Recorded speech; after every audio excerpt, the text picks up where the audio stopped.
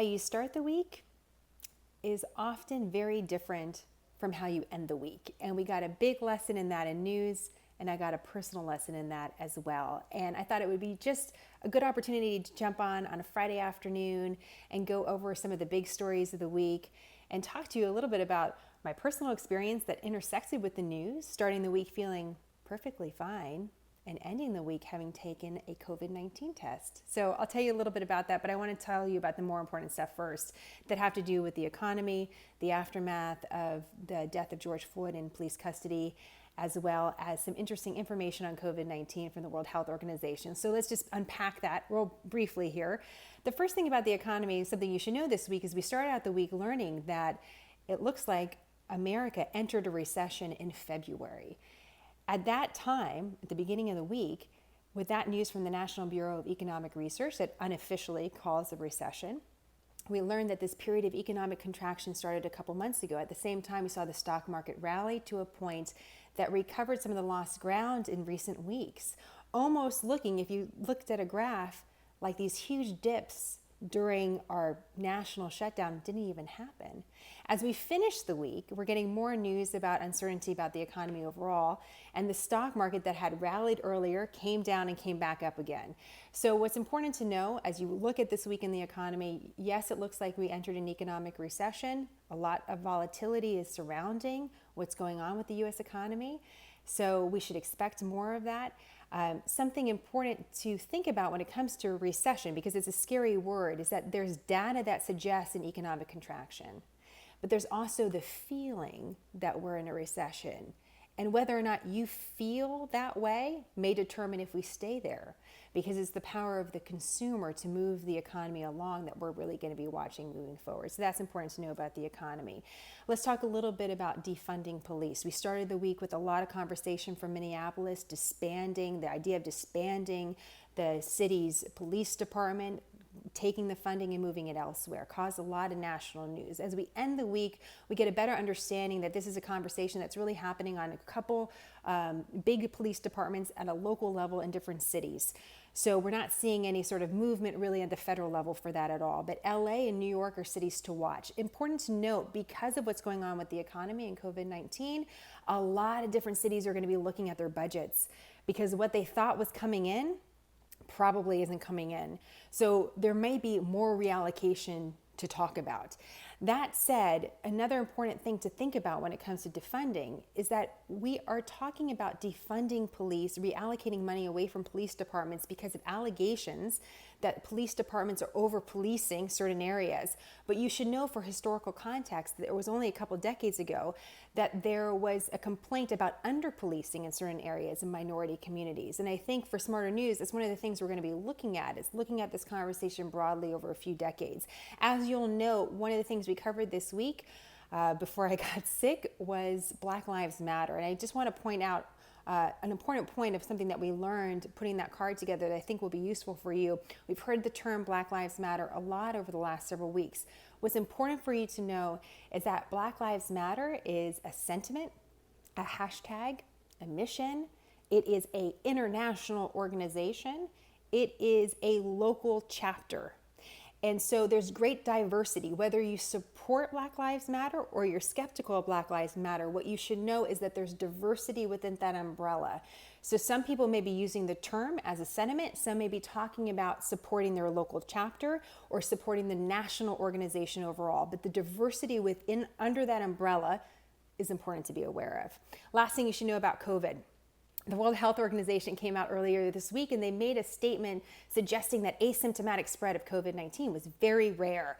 This got everybody in a tizzy because we heard, especially here in the United States, from one of our task force members, Dr. Anthony Fauci, that asymptomatic transmission may be as high as 50% of COVID-19. So this is crazy. I mean, we've been told for weeks we could be perfectly well, but if we see our grandparents, we could hurt them. I mean, that's what we've been told. Well, the World Health Organization dialed that way back only a day later. And they said, what we're really talking about is a certain group of studies that we're looking at. And what we're seeing in these very small group of studies is that we're not sure how aggressively an asymptomatic person can spread COVID.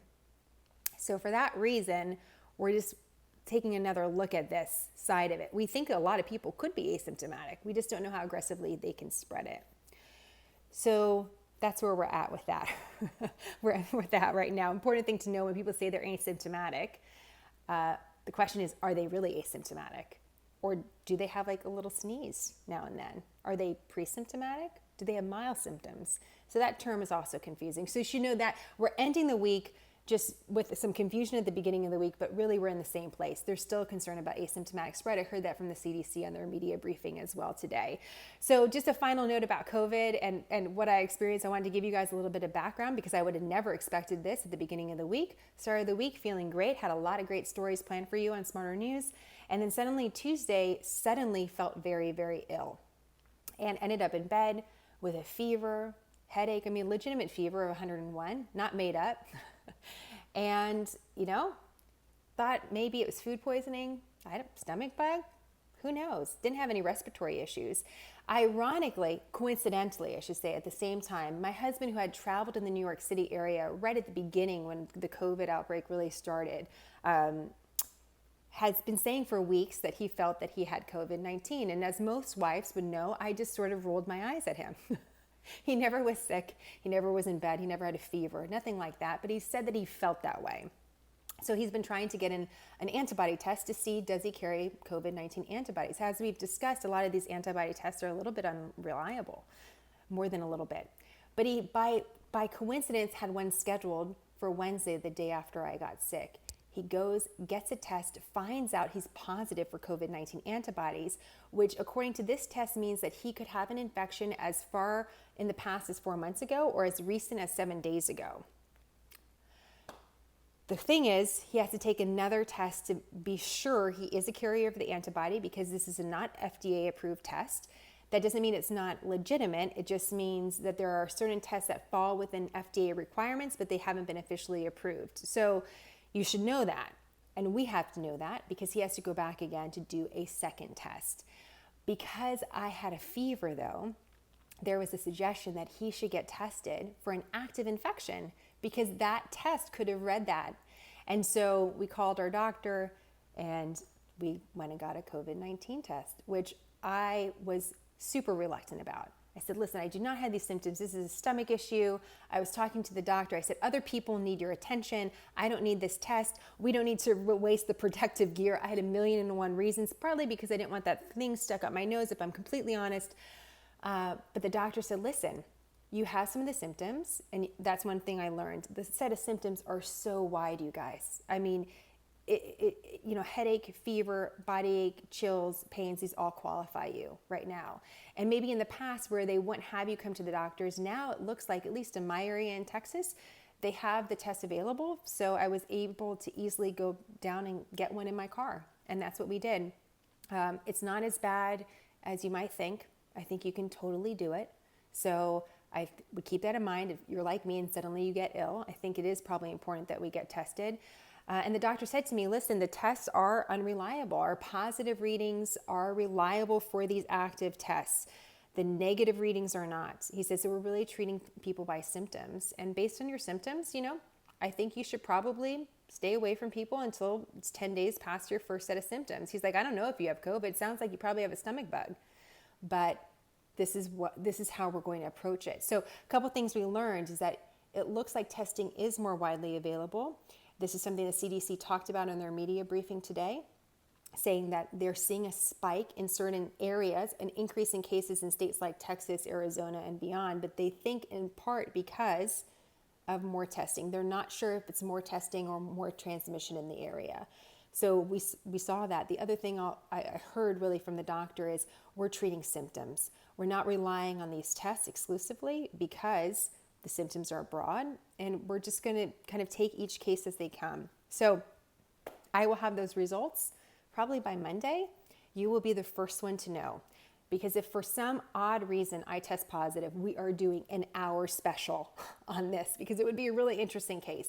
I think more than likely it's probably a stomach bug, something related to food poisoning. That would be my guess. I'm feeling much better. I don't have a fever. Not 100% yet, but we'll see. So I'll keep you posted on that. But if you have any questions, on what it was like, what the situation was like, getting tested. I'd love to be able to help you with that. And again, this is kind of showing us the next chapter of COVID-19. Right now, I don't worry about needing, a couple flu tests a year. Are we going to be in that situation with COVID-19 where we may need to get tested several times this year as we gather more information about the spread of this virus? So I'll let you guys know. Okay.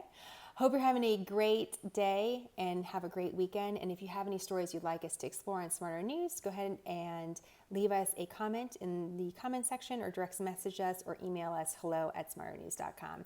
Have a great day, guys. I'll talk to you later.